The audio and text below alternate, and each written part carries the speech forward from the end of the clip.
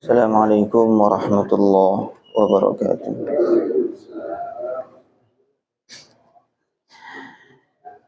Nahmaduhu wa nusalli wa nusallimu ala rasulihil karim wa ala alihi wa ashabihi ajmain amma ba'da.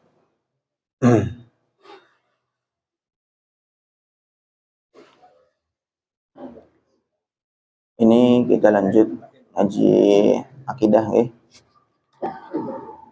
Aqidatul Awam. Yang mau menyimak dengan kitabnya dipersilahkan, monggo.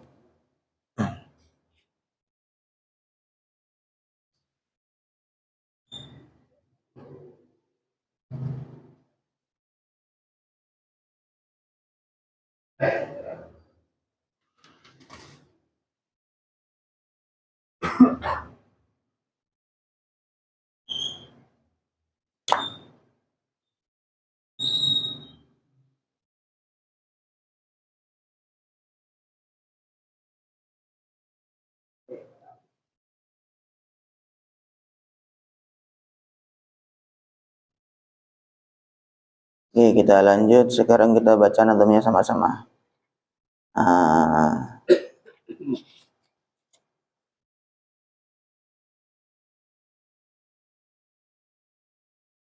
Dari awal ya, kita barukan. Baru kemarin muqaddimah itu ada 4 bait. Abda'u bismillahirrahmanirrahim wa birrahimi daimil ihsani dan seterusnya. Ini untuk nadanya banyak. Karena ini baharnya bahar rojas. Ini banyak sekali sebenarnya nadanya. Yang ada yang nadanya lambat, ada yang nadanya cepat. Kita pakai yang lambat saja. Pakai yang lambat yang supaya mudah disimak. Ya, jadi itu yang dibaca bagian bait-baitnya saja. Mulai dari abda'u, sudah. Nah, saya contohkan nadanya. Abda'u bismillahi warrahmani wa birrahimi daimil ihsani falhamdulillahil qadimil awwali الآخر الباقي بلا تحول ثم الصلاة والسلام سرمدا على النبي خير من قد وحد وآله وصحبه ومن تبع سبيل دين الحق غير مبتدع. Bisa? Terlalu cepat apa gimana? Itu ya memang karena belum familiar ya, baru pertama kali baca, dan ini beda dengan Quran, makanya lebih sulit. Penting untuk tahu bacaan Arab atau baca Al-Quran baru kemudian bisa menyimak. Tapi kalau tidak bisa baca Quran ya sulit menyimak. Nah, yang sudah bisa baca Quran saja karena ini bukan Quran agak sulit, apalagi yang belum bisa baca Quran. Maka penting tahu bahasa Arab dulu. Nah, yang bisa monggo ikut sama-sama. Kita ikuti.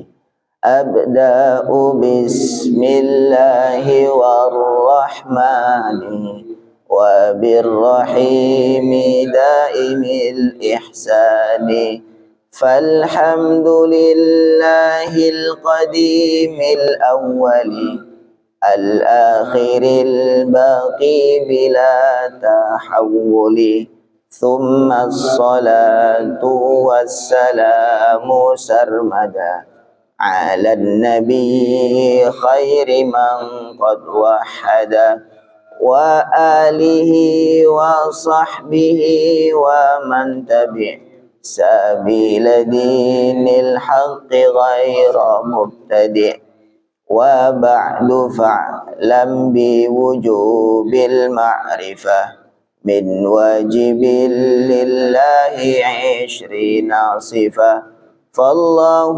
موجود قديم باقي مخالف للخلق بالإطلاق وقائم غني وواحد وحي قدير مريد عليم بكل شيء sami'unil basiru wal mutakallimu lahu sifatun sab'atun tantazimu faqudratun iradatun sam'un basar hayatunil ilmu kalamun istamar. Oke, cukup sampai situ dulu. Kita bahas mulai wa ba'du fa'lam bi wujubil ma'rifah. Halaman 21. Kalau yang kitabnya yang sama seperti ini, kalau yang itu monggo dicari dari wa ba'du fa'lam bi wujubil ma'rifah. Saya baca wa ba'du selepas mengucapkan salawat, salam dan bismillah ya. Fa'lam, maka ketahuilah, bi wujubil ma'rifati, dengan wajibnya ma'rifah atau mengetahui, mengenal. Min wajibin lillahi, berupa sifat-sifat wajib bagi Allah. Ishrina sifatan, ada 20 sifat. Yang pertama, fallahu, maka Allah, mawjudun, adalah wujud. Sifat pertama wujud. Qadimun, yang kedua qadim. Baqin, yang ketiga baqa. Mukhalifun lil khalqi, tidak sama dengan makhluk. Bil itlaqi, secara mutlak. Sampai situ dulu. Yang pertama, wa ba'du fa'lam bi wujubil ma'rifah. Yang pertama, ketahuilah wahai orang-orang mukallaf. Apa orang mukallaf? Yang berakal dan sudah balik. Akalnya sehat dan sudah balik. Karena dia sudah mukallaf, berarti dia sudah bisa menanggung beban-beban syariat. Di antara beban syariat itu adalah wajibnya ma'rifat kepada Allah, kenal kepada Allah. Dan kalau ungkapan ulama lain, awwal wajibin 'alal mukallaf ma'rifatullah. Pertama kali kewajiban bagi orang mukallaf itu apa? Kenal kepada Allah. Belum sholat, belum. Oh, dia sholat menyembah siapa? Kan gitu. Jadi tahu dulu kepada yang disembah, tahu dulu kepada Tuhannya, baru kemudian menghamba. Kalau menghamba dulu, menghamba sama siapa? Nah, maka sebenarnya ini pelajaran untuk anak TK atau anak SD. Karena dia baru mukallaf, baru tahu, dikenalkan Allah tuh begini. Pencipta kamu siapa? Penciptakan alam semesta ini siapa? Pencipta orang tuamu siapa? Nah, begitu dia kenal kepada Allah, baru diperintah untuk sholat. Maka itu dasar utama, namanya ilmu agama yang paling dasar, ilmu tauhid itu. Karena mengenal dulu kepada Allah, baru kenal kepada perintah-perintahnya. Jadi sebelum sholat, sebelum puasa, rukun-rukun Islam yang lain, yang pertama syahadat dulu. Wah, syahadat itu apa yang kita saksikan? Asyhadu alla ilaha illallah wa asyhadu anna Muhammadur Rasulullah, itu apa maksudnya? Jadi bukan hanya sekedar pengakuan di lisan saja, tetapi penting tahu maksud dari asyhadu alla ilaha illallah wa asyhadu anna Muhammadur Rasulullah. Maka di sini wa ba'du fa'lam bi wujubil ma'rifah. Ketahuilah bahwa wajib ma'rifat, kenal kepada Allah. Dengan cara apa kita kenal? Min wajibin lillah, kita tahu dari sifat-sifat wajib bagi Allah. Ishrina sifah, jumlahnya ada 20. Karena seorang hamba, kita makhluk ya, tidak mungkin bisa kenal kepada Allah secara utuh. Tidak mungkin kita bisa mengenal Allah itu seperti kita kenal ini kitab ini.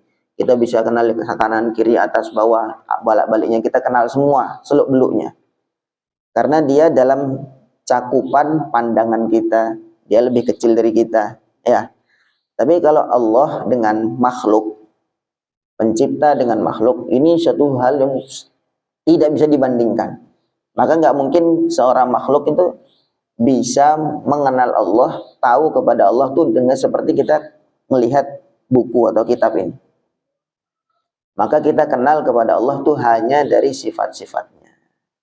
Hanya dari sifat-sifatnya. Sehingga kenal kepada Allah tuh tidak boleh terlalu terperinci. Gitu. Kalau orang tuh terlalu terperinci, maka nanti bisa lama-lama jatuh kepada menyerupakan Allah kepada makhluk. Jadi bahas satu bidang ilmu ya, itu juga jangan terlalu terperinci, terutama agama ya. Fikih gitu juga sama, kalau terlalu terperinci nanti akhirnya kita blank sendiri kalau otaknya tidak kuat. Begitu juga tauhid, begitu juga. Nanti kalau bahas tentang Allah begini terlalu terperinci, nanti kita otaknya blank kalau memang ilmunya tidak mumpuni. Tapi ulama-ulama ahlul kalam, ahlul tauhid yang memang sudah mereka spesialis dalam bidang ini, memang mereka bahas betul-betul terperinci, karena nanti akan ada orang-orang yang bertanya tentang itu. Jadi yang pertama, isyrina sifat, ada 20 sifat. 20 sifat ini, ingat saya ulangi lagi, bahwa ini bukan nama-nama Allah, bukan, lain. Asma Allah, Asmaul Husna 99 lain. Ini sifat-sifat Allah yang bisa dicerna oleh akal sehat. Jadi ini memang metode di dalam, tidak ada, maksudnya memang dalam hadis, dalam Quran tidak ada Allah sifatnya 20, tidak ada memang. Ini hanya metode orang-orang ahlul kalam, ahlul tauhid. Gimana supaya orang awam tuh bisa kenal kepada Allah secara global dengan mudah, tanpa bisa dibantah, gitu, tanpa bisa dibantah, sehingga nanti akan disampaikan hujah-hujah setiap sifat Allah nih akan disampaikan begitu, sehingga dibuatlah 20 sifat, dan 20 sifat ini adalah puncak rasional seorang hamba, seorang manusia bisa mengenal Allah Subhanahu wa taala. Isyrina sifat, 20 sifat. Fallahu mawjudun. Maka yang pertama, Allah itu wujud. Di sini disebutkan mawjudun, tapi maknanya wujud. Qadimun, yang kedua qadim, baqi dan baqa. Mukhalifun lil khalqi, berbeda atau tidak sama dengan makhluk, bil itlaqi, dengan mutlak atau secara keseluruhan. Fallahu mawjudun, yang pertama Allah itu wujud. Jelas sekali bahwa makna wujud berarti ada. Tidak mungkin Allah itu tidak ada. Dari mana dalilnya? Dari mana dalilnya? Yang pertama, kita pakai dalil dari Al-Quran dan hadis. Atau dari Al-Quran saja yang paling mudah.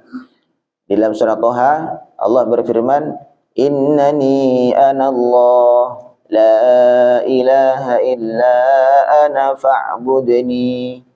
Innani anallah, sungguhnya aku adalah Allah, la ilaha illa ana, tidak ada Tuhan yang berhak disembah kecuali aku. Fa'budni, maka sembahlah aku. Tuh. Kemudian dalam surah yang lain, dalam surah Ar-Rum, Allah berfirman, awalam yatafakkaru fi anfusihim ma khalaqallahu as-samawati wal arda wa ma bainahuma illa bil haqqi wa ajalin musamma wa inna katsiran minan nasi bi liqa'i rabbihim lakafirun. Apakah mereka tidak berpikir di diri mereka? Dalam diri mereka, apakah mereka tidak pernah berpikir? Orang kafir itu. Ma khalaqallahu as-samawati wal arda. Tidaklah Allah menciptakan langit dan bumi. Wa ma bainahuma, dan apa-apa yang di antara langit dan bumi. Illa bil haqqi, kecuali dengan hak, dengan kebenaran. Wa ajalin musamma, dan juga dengan ajal, dengan waktu yang telah ditentukan. Ada umurnya. Wa inna katsiran minan nasi bi liqa'i rabbihim lakafirun. Dan sesungguhnya banyak di antara manusia itu kafir atau menolak dengan pertemuan kepada Allah. Intinya dalam ayat tersebut menunjukkan Allah itu pencipta langit dan bumi. Dah. Allah itu pencipta langit dan bumi. Nah, setelah itu, kalau kita memakai akal kita sudah sepakat bahwa tidak ada akibat kalau tidak ada sebab. Itu sudah menjadi kesepakatan manusia yang akalnya sehat. Tidak ada sebab, tidak ada akibat kecuali ada sebab. Walaupun kita nggak ngelihat itu sebabnya, tetapi mesti ini adalah akibat dari adanya ini.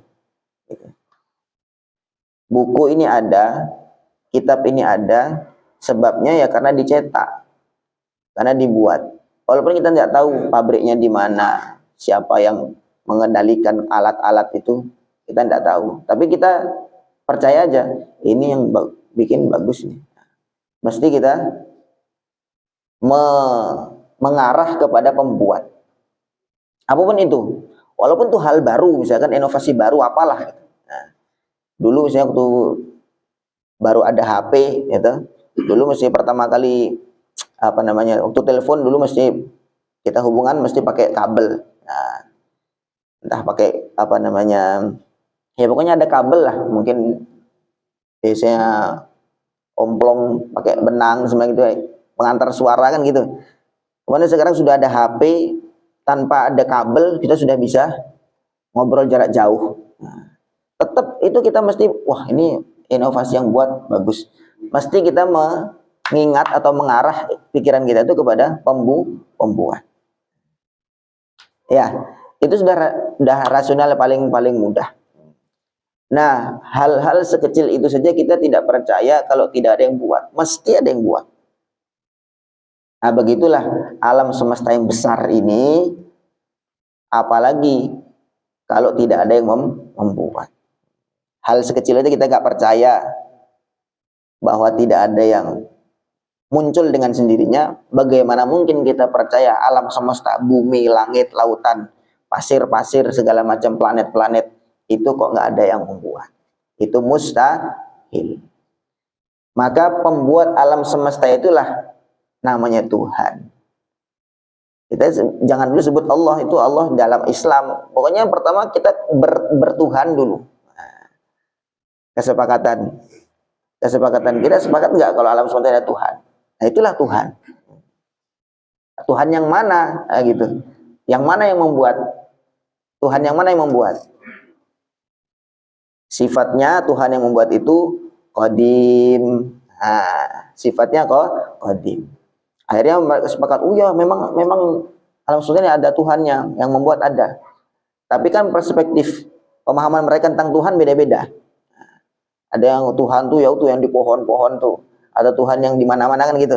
Nah sekarang dalam akidah kita kasih syarat lagi, Tuhan itu harus qadim. Apa qadim? Tidak ada awalnya. Qadim itu tidak ada awalnya. Berarti Tuhan itu wujud yang pertama kali wujud. Sebelum semuanya ada, sebelum semuanya wujud, hanya Tuhan satu yang wujud. Jadi dia tidak ada awalnya. Karena sifat hadis atau sifat ada awalnya itu sifatnya makhluk. Makhluk itu dari kata khalaqa yakhluqu wa dzaka makhluqun. Diciptakan. Karena dia diciptakan berarti dulunya tidak ada. Setelah itu diciptakan jadi ada. Berarti kan ada awalnya. Gitu.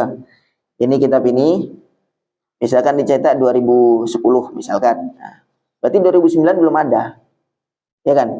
2010 baru mulai dicetak, disusun-susun. Oh, awalnya dia tuh 2010. Nah, sebelum 2010 kemana? Memang tidak ada. Nah, begitulah Tuhan.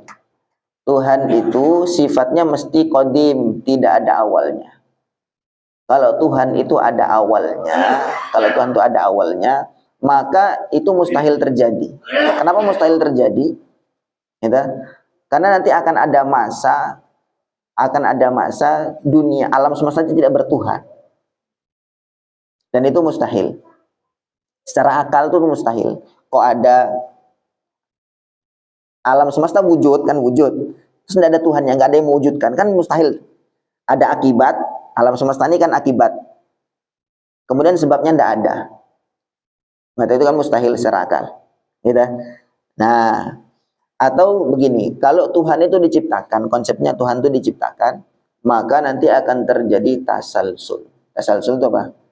Kesinambungan satu perkara dengan perkara yang lain tanpa ada batasnya. Nah, kita punya pemahaman Tuhan itu diciptakan. Tuhan diciptakan oleh siapa lagi? Berarti diciptakan oleh Tuhan lagi. Ini juga Tuhan diciptakan Tuhan lagi. ini akan terus nyambung. Konsep Tuhan itu diciptakan terus begitu, seperti rantai begitu, dan tidak ada ujungnya. Karena itu kan nggak akan berubah tuh, Tuhan diciptakan dan nggak ada ujungnya, dan itu mustahil secara akal. Sampai kapan gitu terus? Kan gitu. Selama-lamanya nggak ada habisnya, itu secara akal tidak bisa diterima. Itu mustahil. Maka mesti ada satu dari alam semesta ini, mesti ada satu. Kalau dalam istilah ilmu tauhid itu namanya wajibul wujud. Wujudnya itu nggak ada awalnya, gitu ya. Wujudnya itu tidak ada awalnya. Nah, itulah namanya Tuhan. Itulah namanya Tuhan. Nah, kalau Tuhan itu tidak memenuhi persyaratan itu, maka dia bukan Tuhan. Siapapun yang difahami Tuhan, maka timbang dengan sifat ini. Dia qadim apa enggak? Ada awalnya apa tidak? Kalau ada awalnya, maka dia nggak lulus jadi Tuhan. Dia masih diciptakan. Dia masih diciptakan. Jadi paham ini kan? Nah, kemudian selepas itu baqi. Baqi itu Fallahu mawjudun, pertama wujud, kedua qadimun, yang ketiga baqi atau baqo. Baqo itu artinya adalah kekal atau tidak ada akhirnya. Tidak ada akhirnya. Sebagaimana tadi itu dia tidak ada awalnya, Tuhan itu tidak ada awalnya, maka dia juga harus tidak ada akhirnya. Kalau Tuhan itu berakhir, ya maka nanti sudah tidak ada Tuhan. Tuhan itu terus ada tanpa ada akhirnya. Ada umurnya, walaupun masih dikatakan berapa yang dianggap Tuhan, umurnya berapa? 1 juta tahun atau 1 triliun tahun misalkan. Masih bisa dicerna oleh akal. Berapapun lamanya. Tetapi kalau memang sudah habis itu 1 triliun tahun, ya kan berarti dia selesai. Nah, maka sudah nggak berhak jadi Tuhan lagi. Maka Tuhan itu mesti sifatnya baqo atau baqi. Ya terus kekal selama-lamanya, tidak mungkin sirna. Maka kalau dalilnya kidam, ya dalilnya kidam, wa huwa kidam itu adamul awwaliyah li wujudihi ta'ala, tidak ada awalnya bagi wujudnya Allah. Ai innahu ta'ala la awwala li wujudihi, maksudnya Allah tidak ada awalnya, wujudnya itu tidak ada awalnya. Memang wujud asli, itu namanya wajibul wujud. Kalau dalam istilah ilmu kalam tuh harus ada satu di antara sekian banyak sebab ini, harus ada satu yang wujudnya tuh asli, tidak ada diciptakan, kan gitu. Nah, itulah namanya Tuhan. Li'annahu jalla sya'nuhu masdaru hadhil kainat, karena Allah ini adalah sumber dari semua yang ada ini. Wa mujidu hadhil mawjudat, dan Allah juga mewujudkan atau pencipta semua yang wujud. Fala budda ayyakuna sabiqan 'alaiha, maka mesti pembuat atau pencipta itu adanya lebih dulu daripada yang dicipta. La yataqaddamuhu ta'ala syai'un, tidak boleh ada yang lebih dulu wujud daripada Tuhan. Tidak boleh ada yang lebih dulu wujud daripada Tuhan. Sehingga kana Allah wa lam yakun syai'un ghairuhu. Allah ada dan tidak ada satupun selain Allah. Nggak ada arsy, tidak ada kursi, tidak ada surga, nggak ada. Kana Allah wa lam yakun syai'un ghairuhu. Pertama kali Allah itu ada dan tidak ada satupun selain Allah yang ada. Baru kemudian Allah menciptakan segala macam. Itu qala ta'ala, Allah berfirman, huwal awwalu wal akhir wal zahir wal batin wa huwa bikulli syai'in alim. Allah maha awal, maha akhir, maha zahir, maha batin, dan Allah adalah maha tahu kepada segala-galanya. Yang ketiga baqa, wa huwa adamul inqidha. Baqa itu adalah tidak ada habis li wujudihi ta'ala, terhadap wujudnya Allah. Nggak ada masa penghabisannya, tidak ada. Sampai kapan Allah ada? Ya, gitu. Oh, sampai 1 triliun kali 5.000 tahun misalkan gitu. Itu masih bisa dihitung, masih ada batasnya itu, masih dihitung, masih ada batasnya.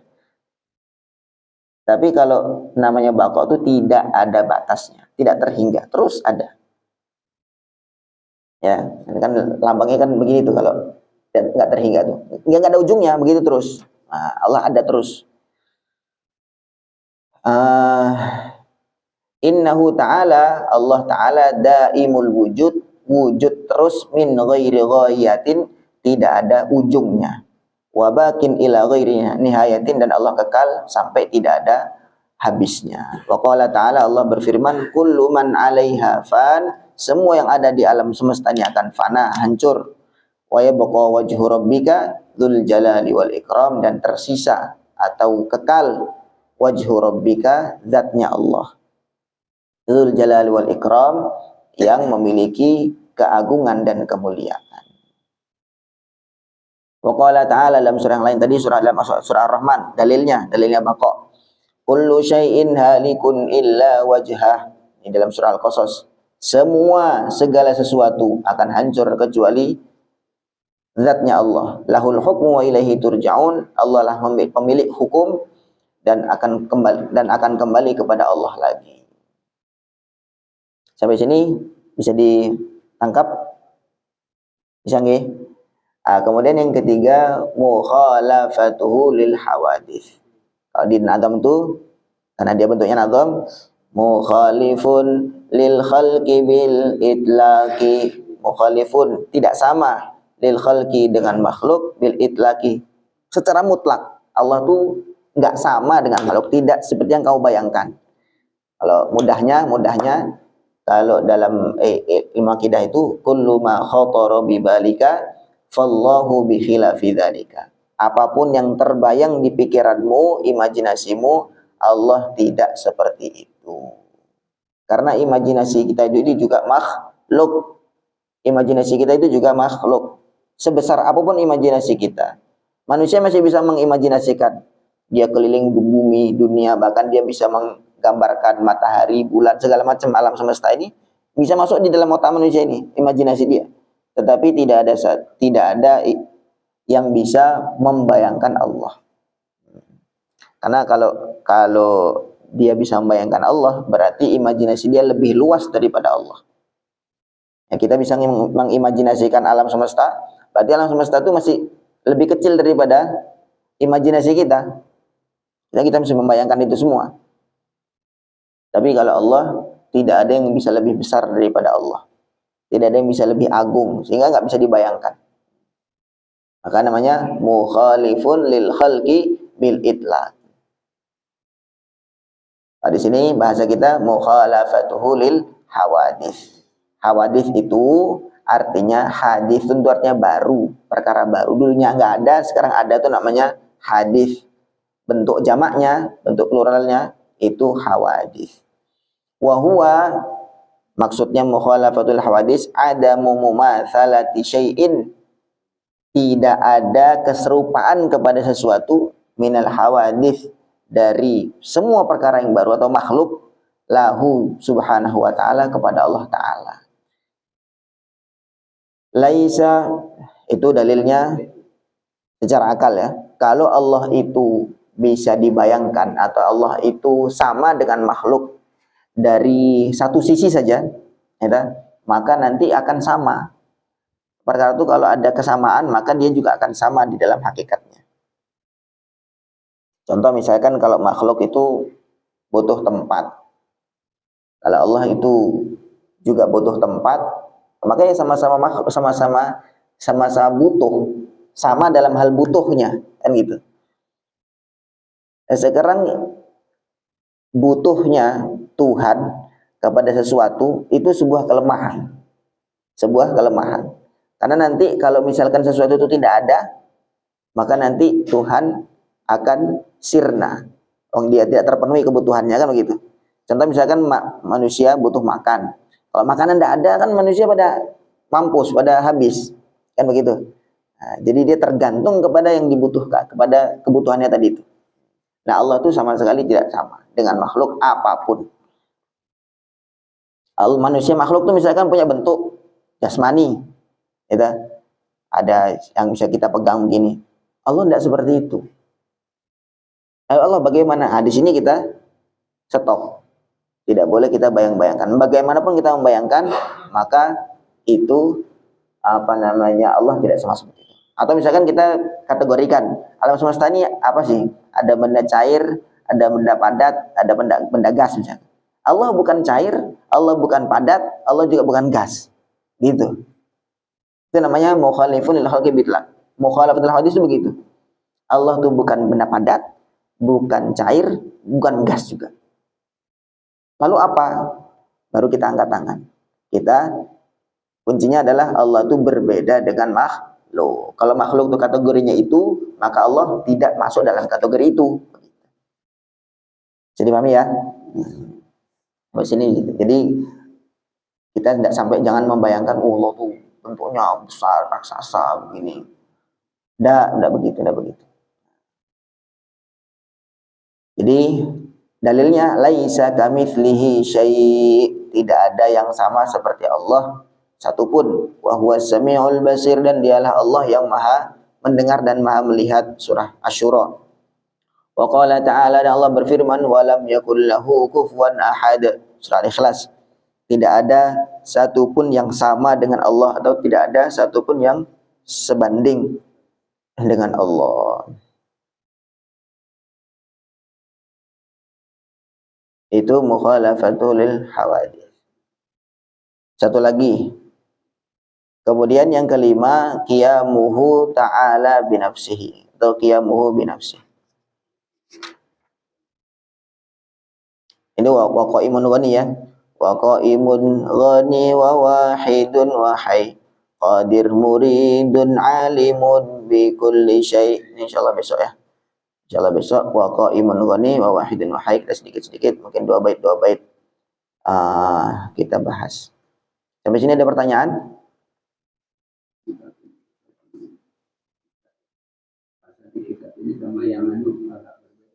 Gimana? Nama-nama sifatnya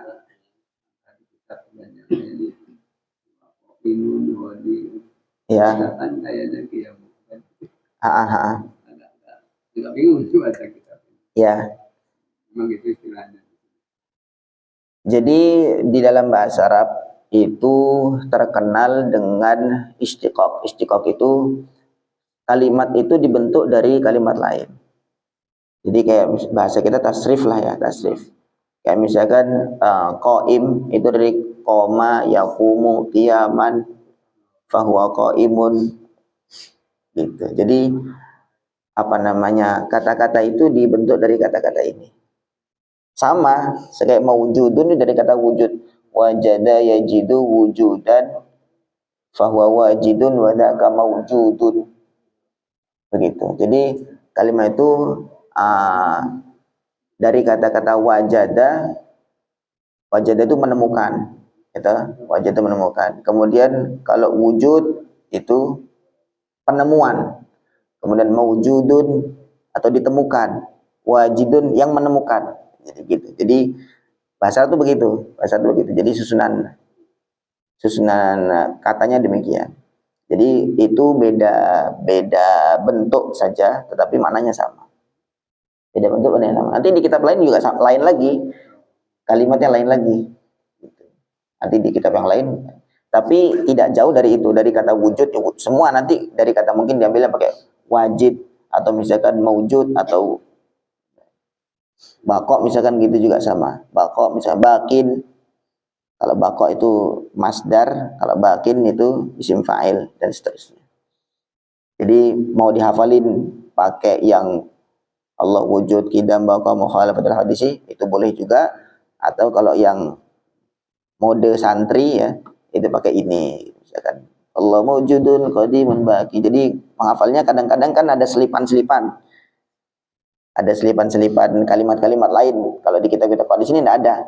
Mawjudun qadimun baqi, mukhalifun lil khalqi bil itlaqi. Wa qaimun ghani wa wahidun wa hayy, qadir muridun alimun bi kulli syai'. Kayak alimun bi kulli syai' itu kan alim, Allah tahu, maha tahu.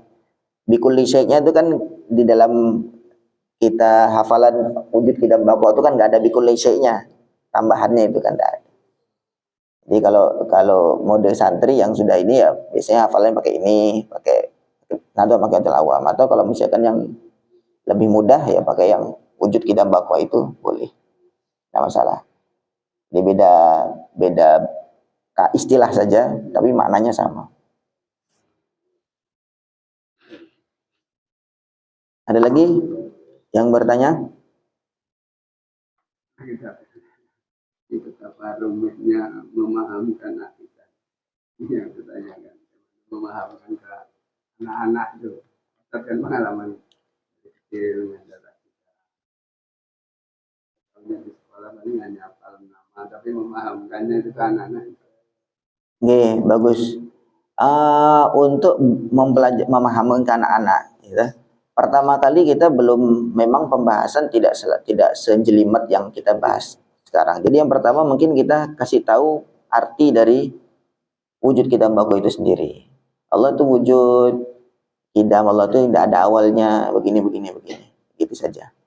Allah itu tidak bisa dibayangkan, Allah itu tidak di mana-mana. Nanti dia katakan Allah di mana, kemudian kapan adanya Allah, itu memang tidak kata-kata yang tidak bisa ditujukan kepada Allah. Allah di mana, Allah itu nggak butuh tempat, gitu. Kemudian kapan adanya Allah, Allah itu juga wujudnya itu awal, tidak ada satupun yang lebih dulu daripada Allah. Yang pertama kita kasih tahu itu dulu. Nah, ketika nanti dia sudah tahu maknanya, nanti lama-lama akan berpikir sendiri. Tapi kalau kita jelaskan secara dalil rasional, ya belum nyambung, namanya anak-anak baru mulai bisa berpikir. Gitu. Cukup gih, mudah-mudahan Allah fahamkan kita istiqomah. Enggak apa, belum paham enggak apa, nanti dibiasakan. Karena ini penting sekali ngaji akidah, karena nanti berkaitan dengan bagaimana keyakinan kita kepada Allah. Wallahu alam, semoga Allah fahamkan kita, Allah istiqomahkan dalam ngaji. Subhanallah bihamdihi, subhanakallahumma bihamdika, asyhadu an la ilaha illa anta, astaghfiruka wa atubu ilaik. Assalamualaikum warahmatullahi wabarakatuh.